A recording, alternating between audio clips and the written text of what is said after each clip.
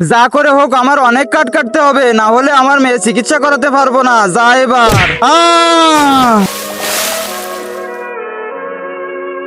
আরে এ কি হয়ে গেল? আমার শখের কুড়ালটা নদীতে পড়ে গেল।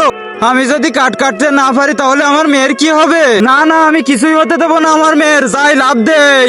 দাঁড়াও, তোমার কি হয়েছে? তুমি নদীতে লাফ দিচ্ছ কেন? তুমি কি জানো না এই নদীটা কত গভীর? তুমি যদি এই নদীতে লাফ দিতে তাহলে তো তুমি মারা যেতে। আমি কি করব বলো? আমার মেয়ে তো হাসপাতালে মৃত্যুর সাথে পাঞ্জা লড়ছে। আমি যদি কাট না কাটি তাহলে আমি টাকাও পাবো না আর আমার মেয়ে চিকিৎসাও করাতে পারবো না। ও আচ্ছা, তাহলে তোমার এই সমস্যা। এই নাও।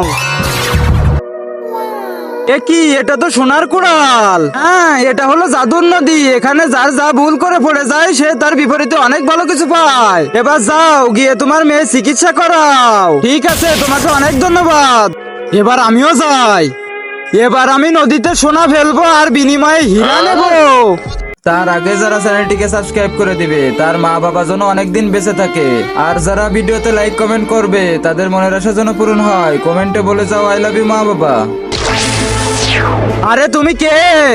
আমি কে তোমাকে পরে বলবো, আগে তুমি আমাকে হীরা দাও। হীরা দেবো? কিন্তু কেন? তুমি তো বলেছিলে এখানে যার যা পড়ে যায় সে তার বিনিময়ে ভালো কিছু পায়। তাহলে আমি সোনা ফেলেছি, তাহলে আমাকে অনেক হীরা দাও। আরে এই শালা বলে কি?